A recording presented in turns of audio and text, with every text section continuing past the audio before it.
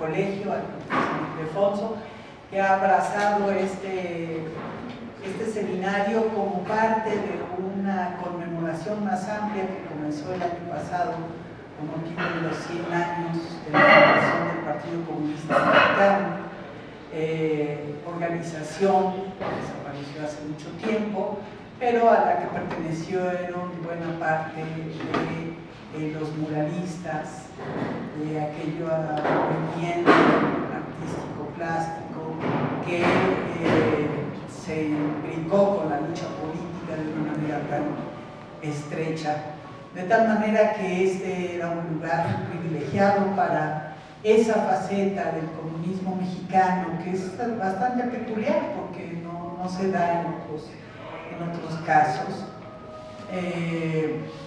Tenga aquí una sede de reflexión, una sede de debate y también de exposición. Está expuesta una parte de ese acervo de los carteles del Partido Comunista Mexicano, que tiene un alto valor artístico en la Galería Externa de San Ildefonso, y este seminario que trata de ser de alguna manera culminación de ese proceso que han realizado aquí Eduardo, Elena, todo el equipo de San Ildefonso.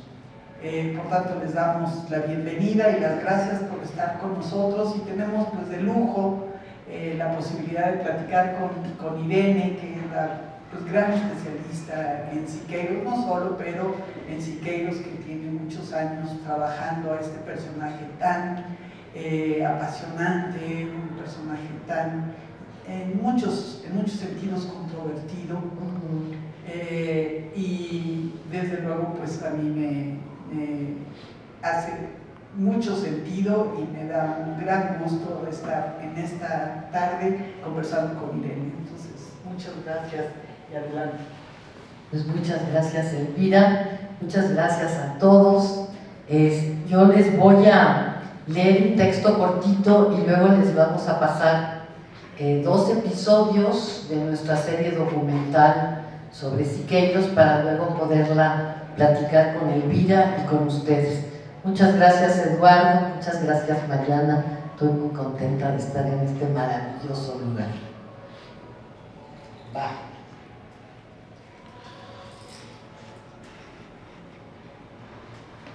En el contexto de este evento que conmemora los 100 años del Partido Comunista Mexicano, recupero a David Alfaro Siqueiros, quien fundó, junto con otros creadores del Sindicato de Artistas Revolucionarios, el Sindicato de Artistas Revolucionarios. Siqueiros fue un militante comunista consecuente toda su vida, desde 1923. Como artista, su pintura es una propuesta de arte público, revolucionaria y perfectamente vigente. Hace 27 años me propuse rescatar del letargo que le propinaron los prejuicios de la Guerra Fría al legado de Siqueiros. Me atrajo revisar el siglo XX desde las imágenes que produjo y los textos que escribió. Y tuve el gusto de conocerlo y verlo pintar cuando en 1964 recién salió de la cárcel. Su poderosa personalidad y su simpatía me conmovieron. Ese hombre vehemente pensaba todo el tiempo sobre cómo pintar, a lo que se dedicaba con absoluta fruición y excelencia técnica. Me parece fundamental hoy revisar desde el renovado sentido lo más documentadamente posible el devenir de un artista representativo y genial, con todo el peso de la asombrosa belleza y logros técnicos de sus pinturas. El pasado no se copia. El pasado nos provee de formas de pensar el pensamiento sistematizado de otros, con el que se va catalizando el saber. Pensar es renovador. El arte de todos los tiempos conforma una gran maqueta que rebasa el tiempo histórico para circular y actualizarse como lo poético. Un hilo conductor que nos demuestra lo voluble y al mismo tiempo lo indispensable que es construir identidades culturales, seguir contando, cantando, imaginando y construyendo historias. Qué aburrida y amarga sería la vida sin las visiones de los procesos, los logros y la comunicación pública de la ciencia y el arte.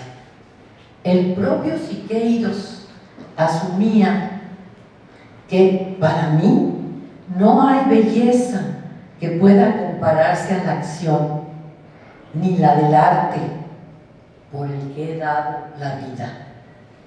Sabemos que Siqueiros fue un artista innovador y un experimentador. En efecto, lo estudiamos poco, pero le colgamos todas las medallas de merecido reconocimiento, no solo porque su obra es monumento del patrimonio artístico de la nación, sino porque él es el padre de la pintura callejera y el precursor del action painting. Experimentó con los medios tecnológicos de comunicación de su era, integró al lenguaje de la pintura por primera vez en la historia los lenguajes de los nuevos medios de comunicación, especialmente el cine y la animación que le aprendió a Disney en 1932. A Siqueiros le cuadra perfecto la oración del historiador de arte Ernst Hans Gomberg en Arte e Ilusión sobre el realismo, donde dice: pintar es una polémica activa con el mundo, y así el artista antes verá lo que pinta que pintará lo que ve. Javier Guerrero, un pintor aguerrido del primer grupo de muralistas, quien en 1923 se convirtió junto con sus compañeros en un miembro del Partido Comunista, redactó una expresión transparente de la propuesta mestiza de los años 20 en estos términos: hace 4 siglos, dice Javier Guerrero, que llegaron a México los blancos vestidos de hierro y ambición y tomaron de nosotros, entre otras cosas, nuestro paganismo cósmico. Nuestra cultura antigua se derrumbó con la desaparición de nuestros escritores, geometras, astrólogos, pintores y escultores. Los conquistadores nos dieron la escritura fonética en vez de nuestra escritura pictórica. Y a pesar de haber sufrido oligarquías, guerras y contiendas políticas, el poder de producir arte ha sobrevivido entre nuestra gente. En este diálogo con ustedes el día de hoy, me interesa enfatizar sobre lo que pienso nuclear de las pesquisas de Siqueiros sobre el sentido social del arte público. Para empezar, debo decir enfáticamente que su concepción creativa remontaba al muralismo como medio. El arte público puede expresarse en absolutamente cualquier medio de la comunicación colectiva. El propio muralista pensaba de ese modo. Cuando concluyó en 1956 su magistral ciclo mural del Hospital de la Raza, declaró: en vista de lo logrado hasta hoy, dice Siqueiros, cabe preguntarse: ¿existe alguna perspectiva de unión entre la pintura mural, particularmente aquella que ha sido producida en superficies activas, de acuerdo a un plan de unidad espacial, y la cinematográfica, produciendo así un fenómeno nuevo que no sería ni la cinematografía ni pintura, sino algo completamente inusitado? La teoría del propio Siqueiros era hallar la forma de transmitir de manera pública, multireproductible, al alcance de cualquiera, un arte de gran calidad ética y estética. De tal modo que, siguiendo a Siqueiros, decidí realizar su propuesta de arte público multireproductible, produciendo una serie sobre el artista con las herramientas y los medios digitales. Conformé un equipo fundamentalmente con exdiscípulas, pero también algunos exdiscípulos míos, de la Facultad de Ciencias Políticas y Sociales de la UNAM, especialmente Mónica Ruiz, que es la editora de la serie y que sin ella hubiera sido totalmente imposible realizar este trabajo. Grecia Pérez, Napoleón Glockner, Carlos Segoviano, Gerardo Ánimas, Joaquín Astorga, que es la voz de Siqueiros, Katy Llanes y Mario Ávila, cuya música original escucharemos en este día. Hoy contamos con 35 episodios de la serie documental ¿Quién era David Alfaro Siqueiros?, dividida en 3 partes, en la que relatamos la historia de Siqueiros a través de sus obras, los escritos que produjo, fotografías de obra y documentos periodísticos, integrando todo este acervo al contexto del siglo XX y a su proyección actual. Y tomando en cuenta que este recinto, San Ildefonso, es testimonio y portador de las obras fundamentales que dieron lugar a la primera etapa de arte público realizada en sus muros, vamos a proyectarles el segundo y el cuarto episodio de la primera parte de la serie, que nos ofrece una versión fundada en la de Siqueiros sobre el inicio del muralismo de los 3 grandes, totalmente ligado a la función social de convertir al pueblo de México en el sujeto de su historia. Entonces, pasamos a ver.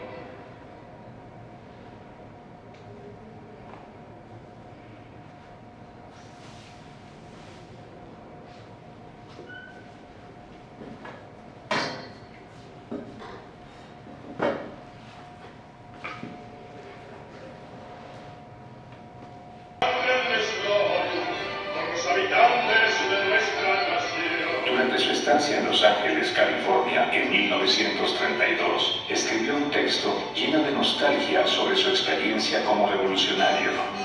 El pensamiento es frecuentemente más nítido y objetivo durante el sueño, y las cosas a distancia se abarcan mejor porque se engloban más simplemente.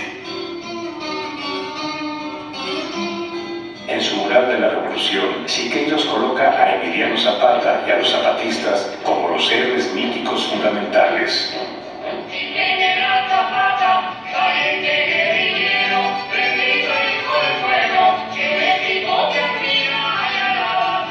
La tierra es de quien la trabaja. Para hacer los múltiples retratos que aparecen en este mural, Siqueiros se documenta con fotografías de la época.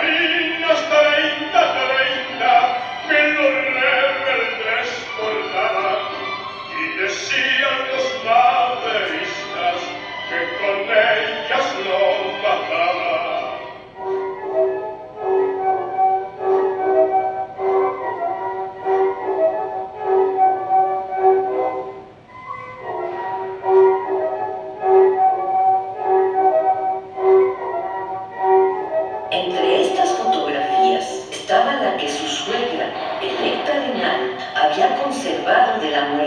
marido, el soldado revolucionario Leopoldo Arenal, tomada en medio de un río de soldados sin vida. Si se observa, es el único cuyas facciones se distinguen.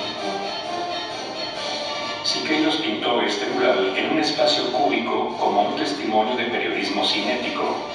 El espectador está incluido en la escena. Con su movimiento enciende el switch que hace galopar al zapatismo, frenado solo en apariencia.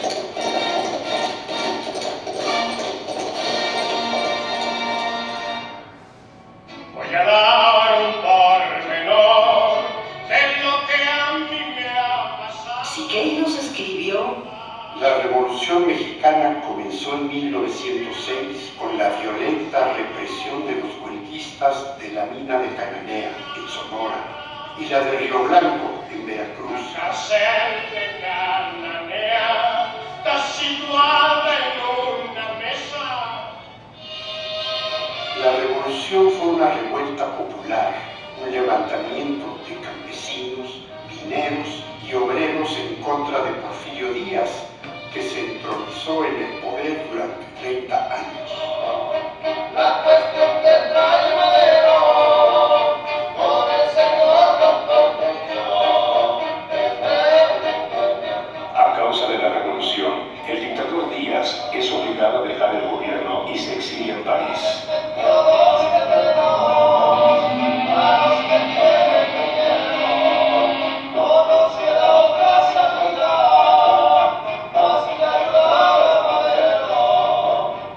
El primer líder de la revolución fue Francisco I. Madero, un hombre pequeño y delgado, latifundista del norte, cuyo principal lema era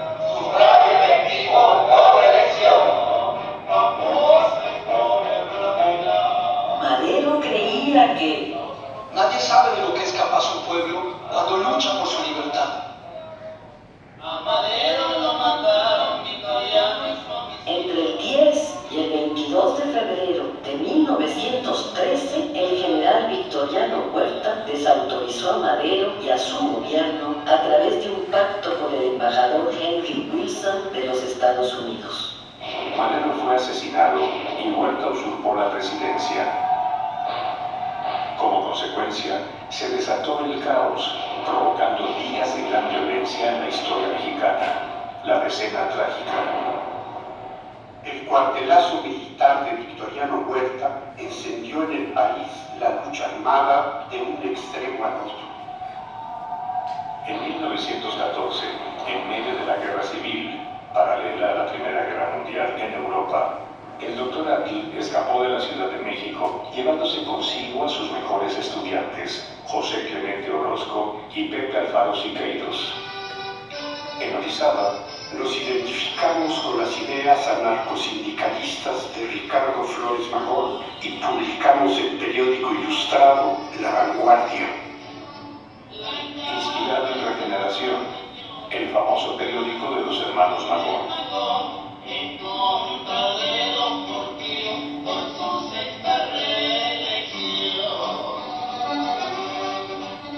Ricardo Flores Magón se concebía como un internacionalista.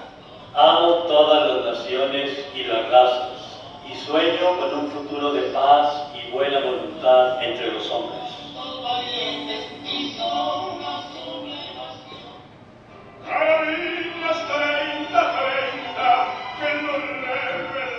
A los 16 años, Pepe Alfaro, quien deseaba estudiar arquitectura, se convirtió en un soldado revolucionario pobre por más de 4 años.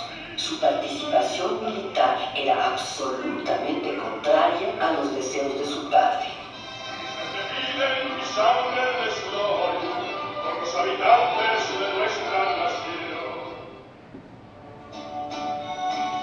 Siqueiros recordaba que nuestra escuela libre fue el primer centro estudiantil que organizó la conspiración contra el nuevo estado de cosas. Dejábamos de ser los estudiantes bohemios, sentimentales, irresponsables, fifís, de ímpetu puramente lírico para convivir en la lucha con los peones de las haciendas, los indios de las tribus, yaquis, juchitecos, huicholes, los mineros, los obreros de las ciudades, los artesanos, los empleados que con las armas en la mano exigían reformas agrarias, obreras y nacionales.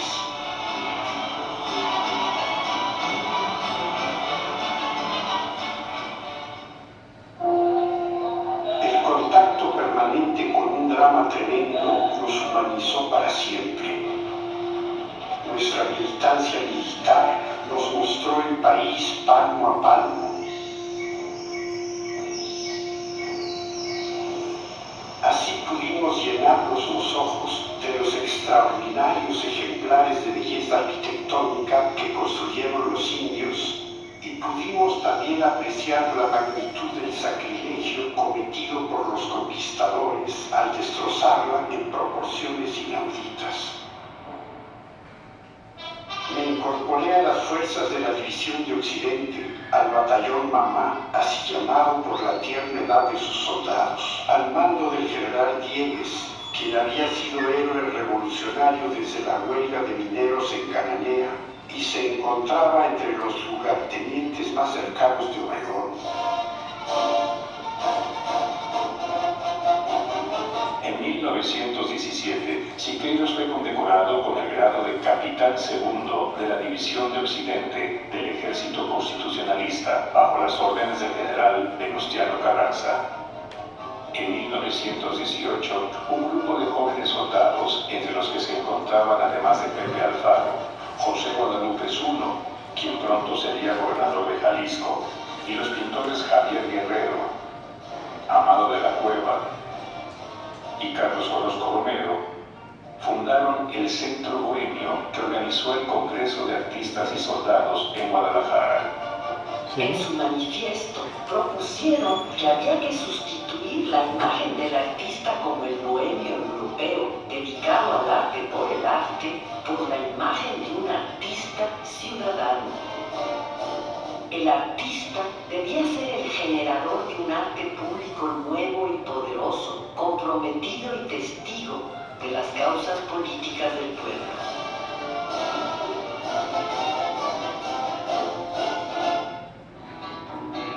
Voy a dar los pormenores de nuestra revolución, recordando unos señores que murieron a traición. Después de la muerte de Madero, Huerta escapa a España y muere de cirrosis en los Estados Unidos.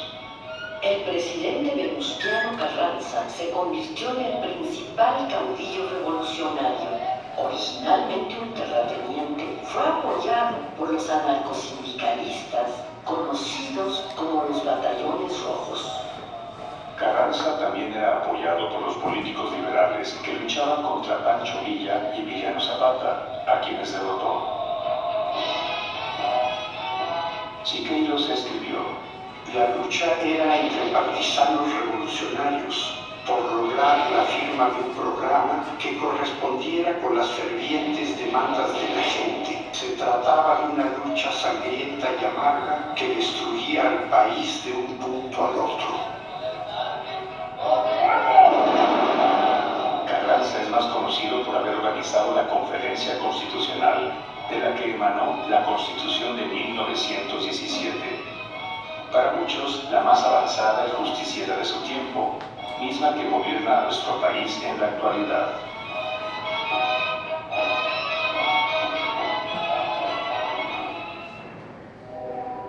En ese momento, los cadáveres reemplazaron nuestros modelos de yeso y nuestras lecciones pasaron del salón de clase al campo de batalla.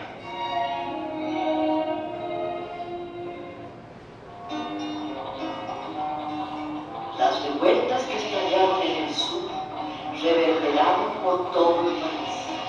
Los zapatistas luchaban por la reinstalación de las tierras comunales que los grandes latifundios les habían quitado. Hay pueblos que son como un hombre dispuesto para alzarse en la lucha contra la opresión. ¡Viva Zapata!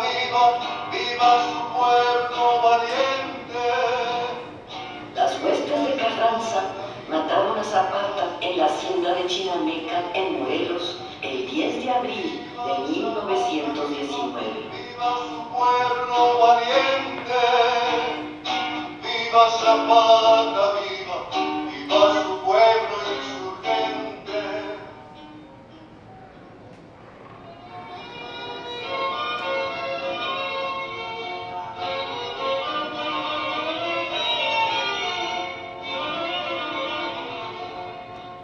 El general Francisco Pancho Villa, cuyo nombre original era Doroteo Arango, fue el famoso y popular comandante de la División del Norte del Ejército Revolucionario Mexicano. Es el único soldado mexicano que ha invadido territorio estadounidense.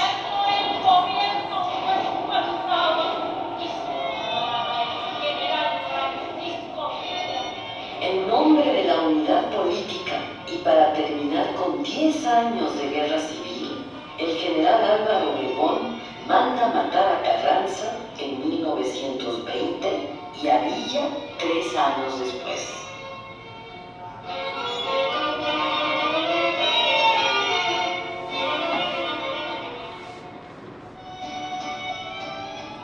Nuestro contacto militar, nuestra confraternización en la victoria y en la derrota, en el dolor y en la alegría con los soldados, nos dio el conocimiento hondo de su psicología.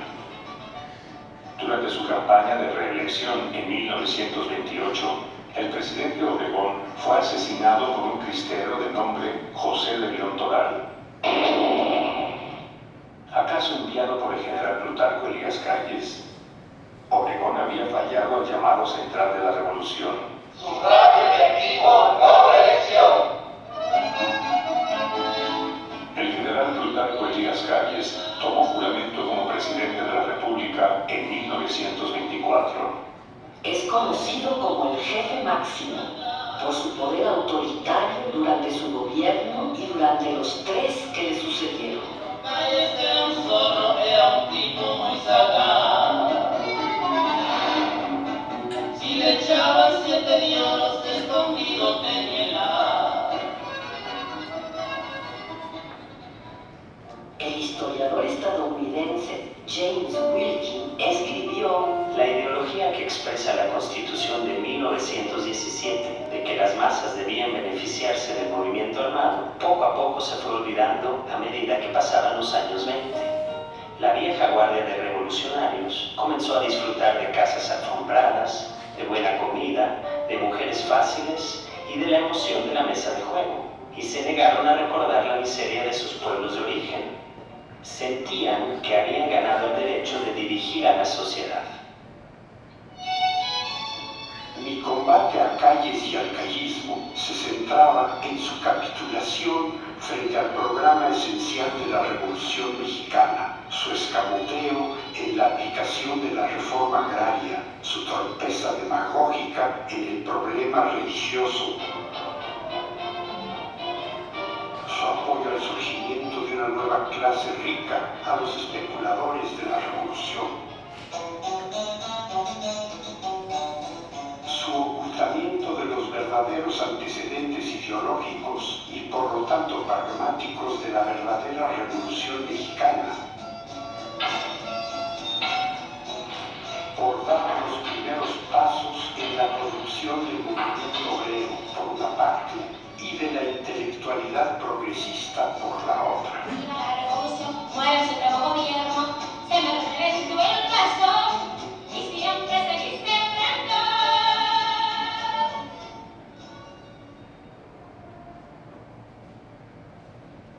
Voy a bajar un poquito más.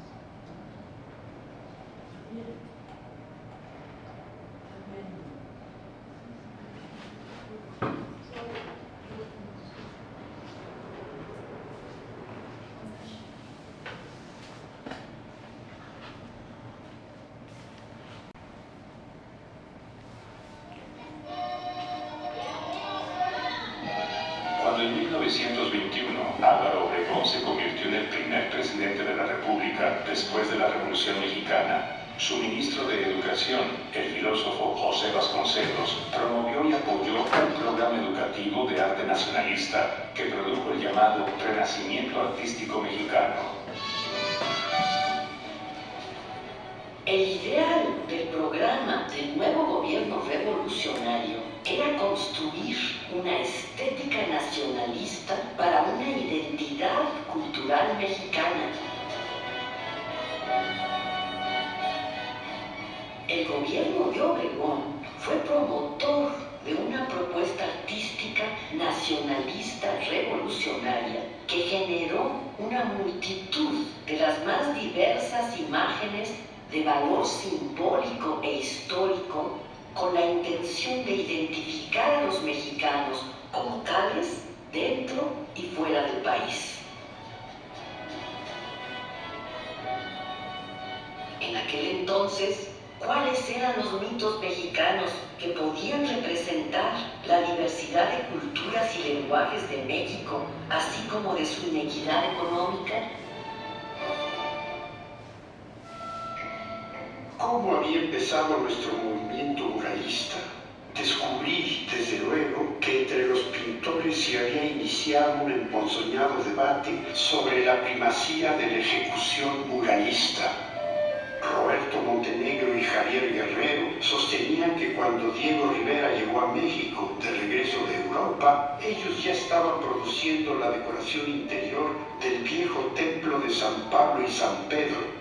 El doctor Atl, por su parte, afirmaba que cuando el Panzón Rivera retornó a México, él ya había trazado, borrado y vuelto a trazar para trazar de nuevo la primera parte de un mural en el exconvento del mismo templo. Carlos Mérida, nacido en Guatemala, pero radicado y trabajando en México desde entonces, se abrogaba, y creo que con justo derecho, el haber sido el primero en arrancar de la tradición prehispánica de América los elementos indispensables para construir un arte mexicano y latinoamericano verdadero. Ya no estamos en la época, ni es el espíritu nuestro el espíritu de los indios, ni los elementos de trabajo son los mismos. Es preciso ahora hacer un arte nacionalista, fundir la parte esencial de nuestro arte autóctono con nuestro espíritu actual y nuestro sentir actual, pero no en su forma exterior, sino la forma esencial, anímica. Los poetas de entonces indicaban mejor el problema de que nuestra revolución estética en México tendría que arrancar de una revolución en la forma.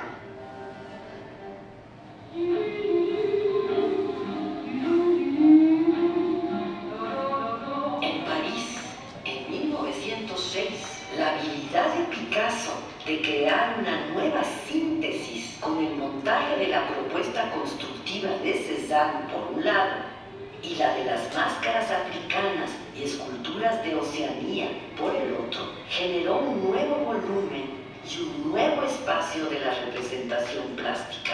Esto abrió el camino a un proceso innovador al que se integraron los grandes artistas del siglo XX. Rivera también pensó de manera cubista antes de regresar a México, después de una estancia de 14 años en París.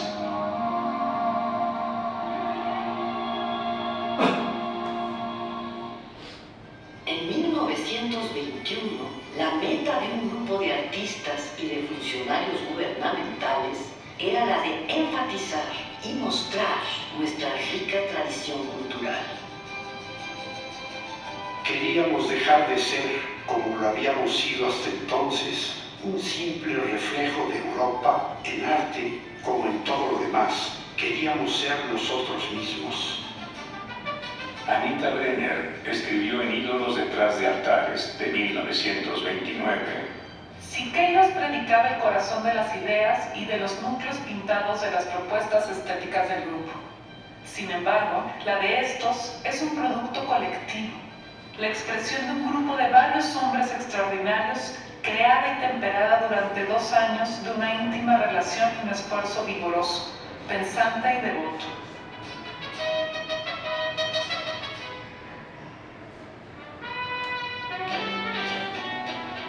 El trabajo se hacía por contrato, basado en las medidas de los muros y en una jornada de 8 horas, por lo cual el maestro artista y el maestro albañil recibían un promedio de 8 pesos.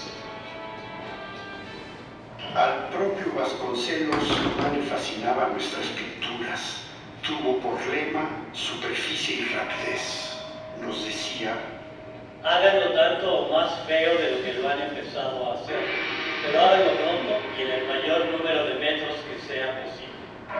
Durante su vida, asombrosa paradoja, el hombre que hizo posible la aparición material de nuestra obra pictórica sintió desprecio por ella. El gobierno de Obregón reconoció al mestizo como el legítimo mexicano. El mestizo era la nueva raza que ha producido una nueva tradición cultural americana continental.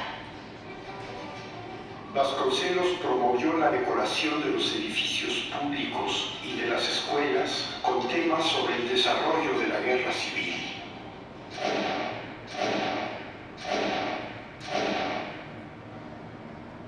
Porque más de ser valiente era bonita, y hasta el mismo Poloné la respetaba.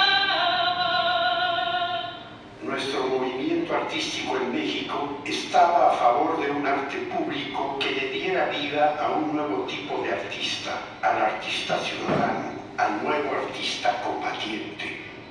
Los artistas fueron llamados por los gobernantes como los productores del mito poético de la nueva era. Sin embargo, Rivera y Siqueiros pintaron sus primeros murales con pistola al cincho y terminaron abandonando su trabajo debido a los ataques de las resorteras y los proyectiles que les lanzaban los estudiantes y otros ciudadanos que detestaban sus grandes pinturas que apodaban monotes. Había llegado el tiempo para que los artistas del continente americano pensaran en diferentes contenidos y en formas diferentes. Nuestros ancestros comunes no eran ni los griegos ni los romanos.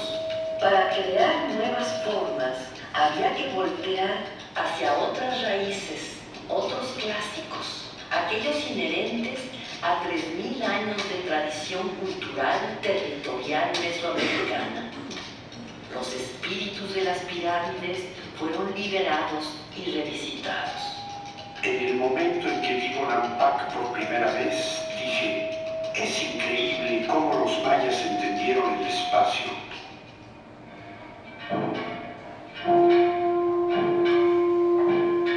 Desde el principio del choque de culturas de la conquista, surgió una yuxtaposición simbólica novedosa. Este encuentro violento en su origen ha generado nuestro gran arte mestizo desde hace 500 años. Del mar los vieron llegar, mis hermanos emplumados eran los hombres barbados de la profecía esperada. Cortés y la Malinche representan la primer pareja del mito del mestizaje, un mito que fue surgiendo dolorosamente en una relación directa de los novohispanos con la Iglesia.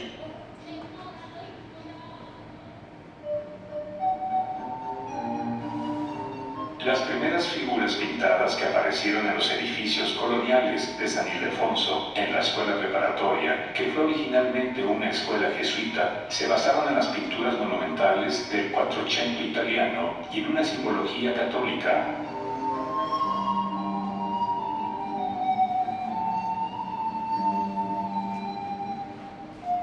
El primer mural lo pintó Diego Rivera con la ayuda de pintores de la talla de Carlos Mérida.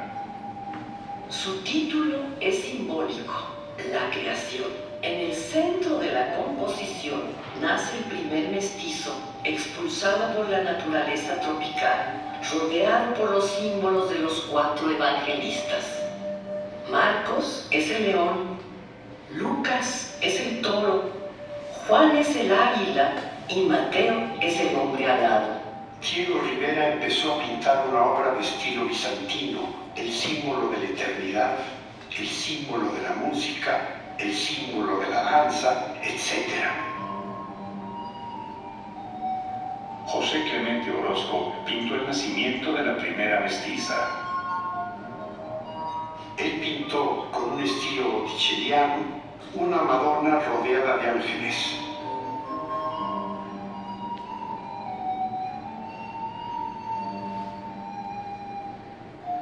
Yo, por mi parte, pinté los elementos, el agua, el fuego, el viento, pero todo ello impulsado por la figura de un ángel de estilo más o menos colonial mexicano. En el patio chico de San Ildefonso, Siqueiros también pintó dos figuras inspiradas en las imágenes coloniales de San Cristóbal, pensando tal vez en Cristóbal Colón. La segunda versión de San Cristóbal representa a un campesino que carga tiernamente entre sus brazos al primer mestizo.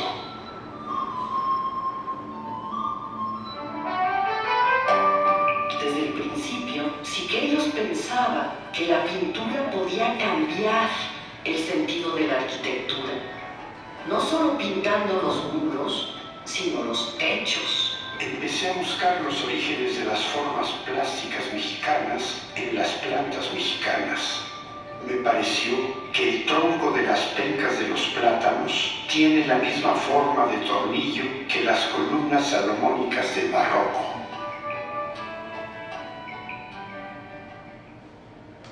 Antes de que los tres grandes del muralismo, Orozco, Rivera y Siqueiros, constituyeron los estilos que caracterizaron a cada uno en particular, Fernando Leal y el pintor francés Jean Charlot introdujeron al muralismo una nueva estética descriptiva mexicanista monumental. Charlot pintó La masacre del Templo Mayor.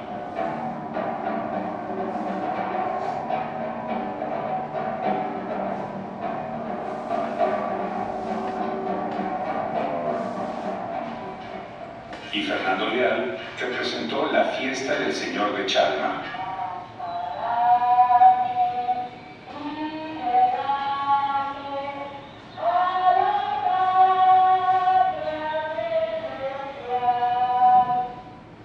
Los primeros murales fueron pintados con la técnica de encáustica. Jean Charlot fue uno de los primeros fundadores del muralismo mexicano.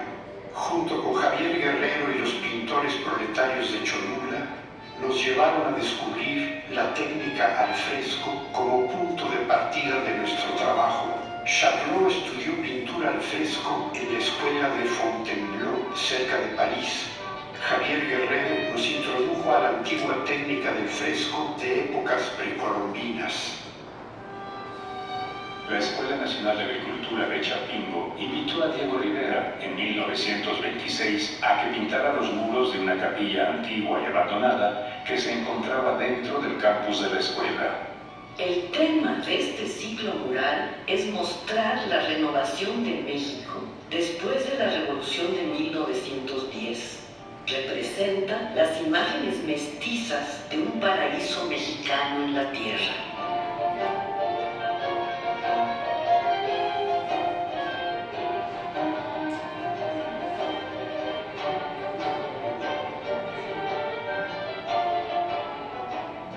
Ambas representaciones femeninas de este mural maravilloso son formas míticas maternas que evocan a las antiguas diosas de la tierra prehispánicas, Coatlicue y Tonantzin, nutridas con la sangre de los soldados campesinos caídos en la Revolución Mexicana.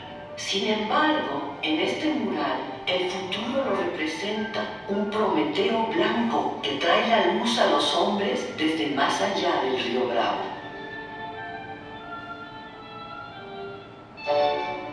Entre 1922 y 1926, Orozco pintó sobrecogedoras imágenes de la crueldad.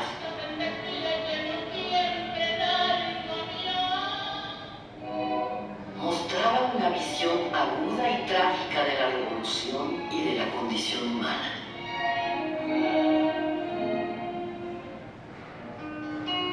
Después de la artistas integraron el Sindicato de Trabajadores, Técnicos, Pintores y Escultores, organizado fundamentalmente por David Alfaro Siqueiros y Javier Guerrero. La brisa que está soplando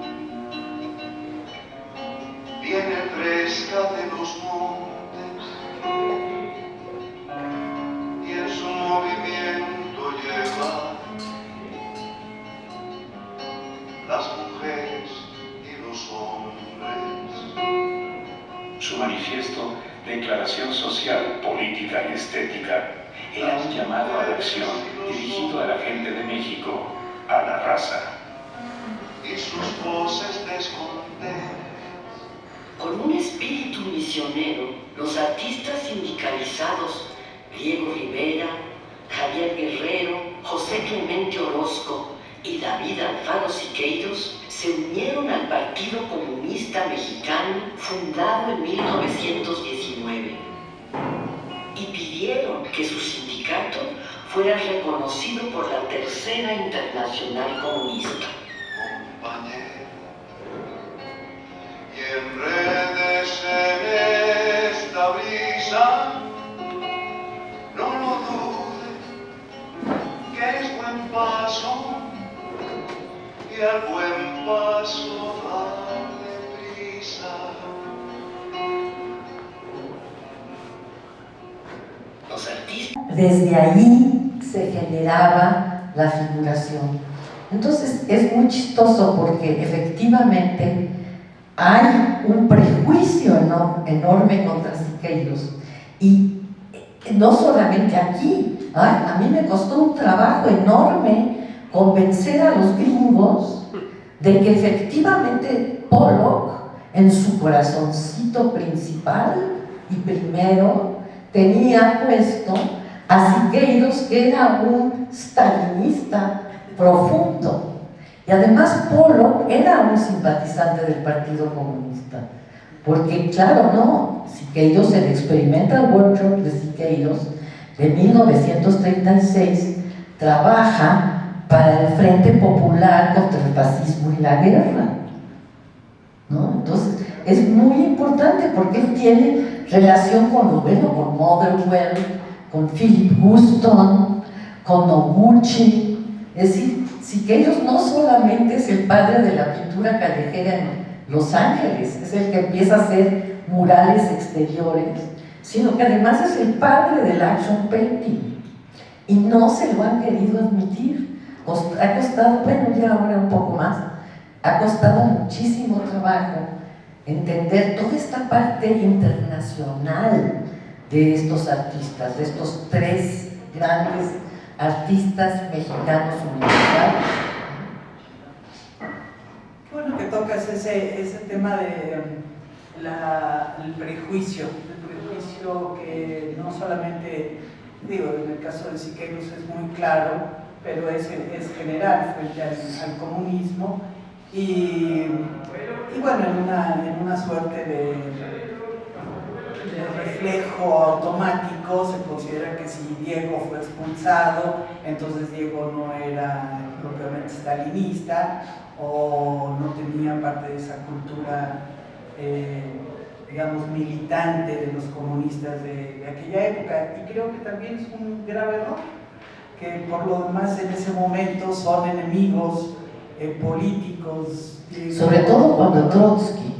Sí, exacto, son Trotsky y Stalin han sido enemigos políticos, pero no porque el otro no sea militarista, autoritario, ni nada por el estilo, que no se puede sostener, ¿verdad? Es una lucha de otra naturaleza la que se dio entre Trotsky y Stalin, y ahí hay una vulgarización del tema y lo trasladan a estos personajes. Pero sí creo que es muy interesante de todos modos que las posiciones políticas de Siqueiros fueran tan controvertidas, no solamente en el asunto de una afiliación a la Unión Soviética, que creo que el Partido Comunista por lo demás tenía en general, o tenían en aquel entonces todas las fuerzas progresistas, lo acabas de decir, porque es el símbolo del antifascismo, En fin, no hay la lectura que puede haber ahora de lo que significó el estalinismo. Esto es muy tardío, está muy bien documentado en un libro de Domenico Lo Zurdo, qué pensaba el mundo de Stalin en el momento en que este murió, en 1953, y no hay ningún asomo de crítica por ser autoritario, por ser asesino, por ser etc. Esto vendrá después y vendrá a partir de la cuestión justamente del 20 Congreso del Partido Comunista de la Unión Soviética, curiosamente, ¿no? De Khrushchev, que van a hacer la denuncia de todos aquellos crímenes. Con esto quiero decir que no había elementos para pensar en vida de Diego y de Siqueiros al Stalin que vamos a conocer después, ¿no? Este es más bien el luchador antifascista, el que ha sacado de la miseria de ese gran país de la Unión Soviética, que está apoyando la resistencia en todo el mundo, las luchas anticoloniales, etcétera, etcétera. Entonces, bueno, ahí habría que matizar también este tema de esa afiliación política, lo que sería el estalinismo, pero sí el tema del Estado mexicano, que ese fue todo un tema por el cual pasa primero, y creo que lo dice uno al final de la serie, cómo tratan de cooptarlos, el Estado mexicano, a estos personajes revolucionarios. Y yo contaba aquí en una charla que tuvimos al inicio de la exposición, que Siqueiros, que fue tan fiel y tan apegado a su partido, no murió fuera del Partido Comunista porque justo pidió ser incorporado poco antes de morir. Nunca fue expulsado. Sí. Lo bajaron del Comité Central porque por su relación con Echeverría.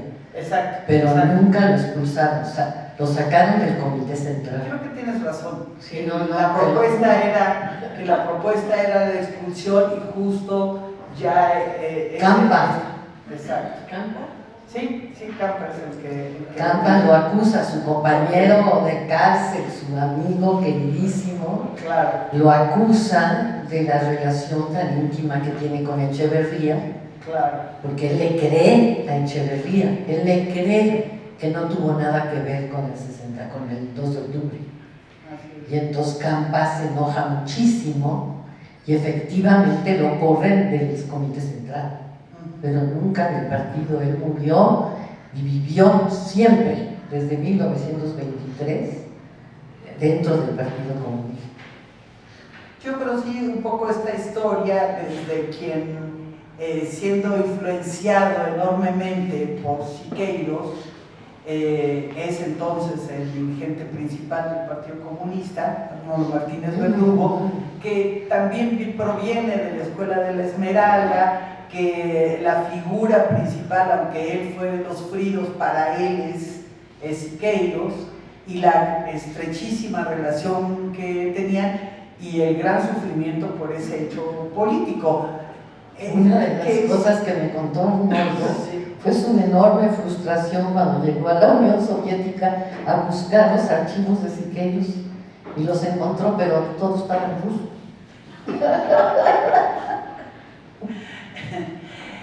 Por lo que me contó a mí, una parte de esos archivos estaban formados por las declaraciones o las informaciones que daba Vicente Lombardo Toledano contra estos personajes, justamente.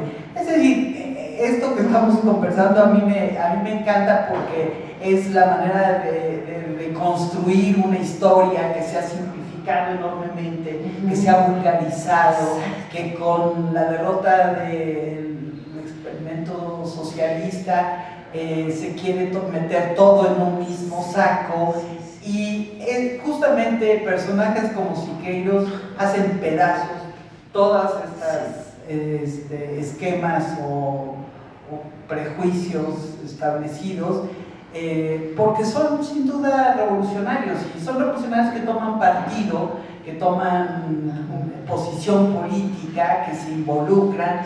Su involucramiento con la República Española es extraordinario, y bueno, con todos los avatares que tiene aquella lucha de la República Española, que se la compra completa, ¿no? Incluida la participación de la Unión Soviética, etcétera, etcétera.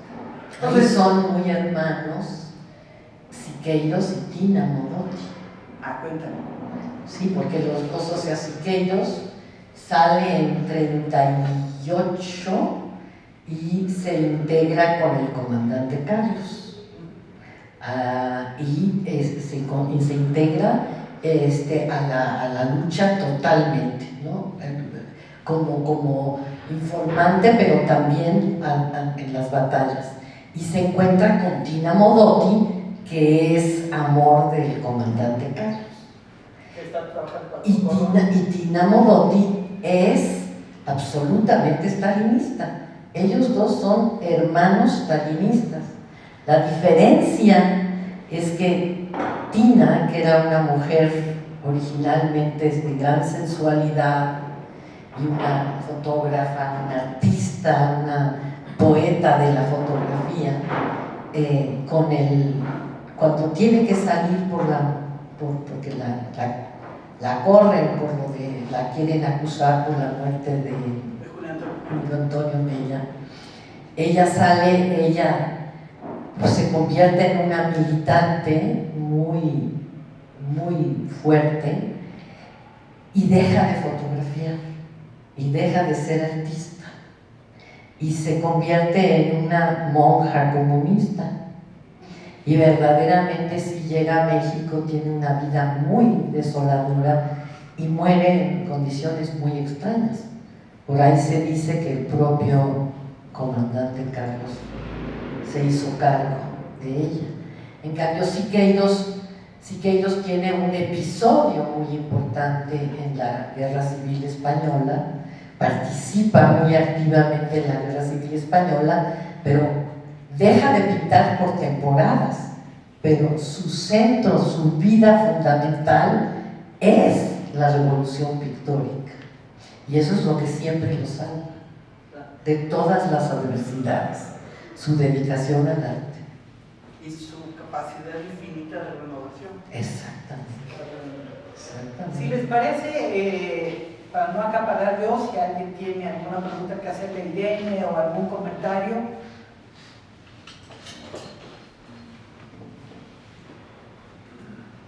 Nada. Aproveche. Desde esos ciclos en estas conversaciones pensado en una idea que me gustaría compartir, a ver, Irene, Elvira, ¿qué piensan? Y es, lo decía hoy en la mañana, el Partido Comunista tiene 3 días de fundado cuando se empiezan a hacer estos murales. El año 22 el partido se ha fundado, en el 19 son 3 o 4 personajes no necesariamente muy relevantes todavía en ese momento. Y aquí en este espacio se funda el sindicato, no me recuerdo, el sindicato de obreros técnicos, pintores y escultores. Y el sindicato, que son los pintores, más sus asistentes, más los albañiles, ingresan de manera colectiva, de manera corporativa. Sí. De manera que aunque hay una discusión después sobre la pertenencia o no de Leal, de Orozco, etcétera, en un primer momento ingresan al Partido Comunista como sindicato. Claro. Por lo tanto, todos esos grupos. Y además piden su inclusión a la Tercera Internacional Comunista, por supuesto. Eso incluye a Charlotte, eso incluye todos. a Revueltas, Alba de la Canal, etc. Sí. Y este hecho me ha hecho pensar que, a diferencia de otros partidos donde los intelectuales podían o no ser muy importantes, desde luego en la Unión Soviética, en un cierto momento algunos de los artistas de vanguardia, sobre todo en el momento de Lunacharsky y quizás Mayakovsky, etcétera, tuvieron una presencia importante en el partido bolchevique, no dejaban de ser subalternos de los líderes políticos, ¿no? Pero de Lenin y de Trotsky, etcétera, ¿no? En ese momento. Pero me planteo, leyendo esa historia, si en México no fue diferente, es decir, si ese partido que era prácticamente un esbozo de partido, una forma de la Tercera Internacional de tener algunas células en México, es tomado por los artistas, porque el Machete, según entiendo, nace fuera del Partido Comunista, es el periódico del sindicato. Entonces, sí, pero no, primero, sí, eso es muy, muy importante. El Machete primero nace fuera, o sea, no es el órgano oficial del Partido Comunista, se vuelve el órgano oficial después de que termina el primer periodo muralista. Es decir, es el periódico de los pintores. Sí. Y es un periódico que tiene dos dimensiones, un espacio de reflexión de ideas estéticas y políticas, con Siqueiros y Guerrero como sus directivos. Entonces la pregunta es si en México en realidad la verdadera fundación del Partido Comunista es la entrada de sus artistas, que no son la correa de transmisión, se decía antes, de un partido, sino son en sí mismo el partido en sus inicios, en ese año 22, donde ahí estaba, porque es prácticamente simultáneo, es decir, Diego Rivera está en el anfiteatro, y aquí está Charlotte y Leal y Mérida y Alba de la Canal. Sí, y Orozco. Me quiero imaginar, Orozco llegó un poquito después y Siqueiros otro poco después. El ambiente en ese momento, es decir, esas personas. Y estaban haciendo la revolución. Estaban haciendo la revolución en la forma. Ellos planteaban que el cambio, que la transformación, como hoy hablamos de la cuarta transformación, bueno, ellos hablaban de esa transformación y hablaban de cómo esa transformación tenía que llegarle a todo el mundo a través del gran arte. Eso que dices del Machete es fundamental, porque la propuesta del Machete, que es fundamentalmente de Siqueiros y de Javier Guerrero, es que los murales, y ese es el gran primer pleito con Rivera, ¿sí? Porque Siqueiros y Javier Guerrero y varios otros plantean que si no se hacen murales en los edificios públicos, ese arte público no va a morir, y por eso se funda el Machete.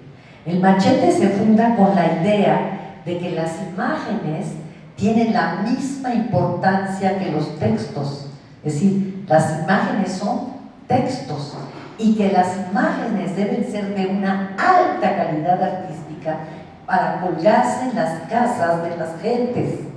Es decir, este concepto del arte de masas como arte multireproductible es bien fundamental desde el principio. Es decir, cómo le llegas a la gente, cómo le cambias la visión de su casa, de su lugar, y esto está inspirado en lo que están haciendo en ese momento en la Unión Soviética todo el grupo de los constructivistas que están planteando que el cambio revolucionario de vida es un cambio en la vida cotidiana a través del diseño, que no tiene por qué alguien tener que gastar mucho dinero con un modisto, que con un buen diseño y la manufactura todos pueden andar vestidos preciosos, con impermeables maravillosos, máscaras maravillosas, etc. O sea, hay un concepto de que efectivamente el pueblo, en tanto sujeto de la historia, requiere de un cambio en su sentido, no solo de la política, es un cambio en la ética y en la estética, es un cambio en la manera de pensar, ¿sí? Es decir, como ahorita, todo el gran movimiento feminista, ¿sí? Es un movimiento que yo creo provocado por esta cuarta transformación, pero que la rebasa. Es decir, es cómo cambiar nuestra mentalidad colonial, cómo cambiar nuestra mentalidad machista. Y eso es lo que a los artistas los emocionó en aquel entonces profundamente. De ahí surgió todo este movimiento. Lo que tú dices es ciertísimo. Era un movimiento artístico y era un movimiento en donde el arte se entendía como un transformador social, pero sobre todo como un transformador del sujeto de la historia, ¿no? Entonces, bueno, Siqueiros llega al extremo de hacer ese muralismo de espacio cúbico, en donde uno entra, por ejemplo, al Poliforum y absolutamente todo se mueve. Uno se tiene que mover con eso. ¿Por qué? Porque se trataba de transformar la arquitectura, de transformar la historia, de transformar la mente, el alma de la gente. Y eso es lo que es maravilloso.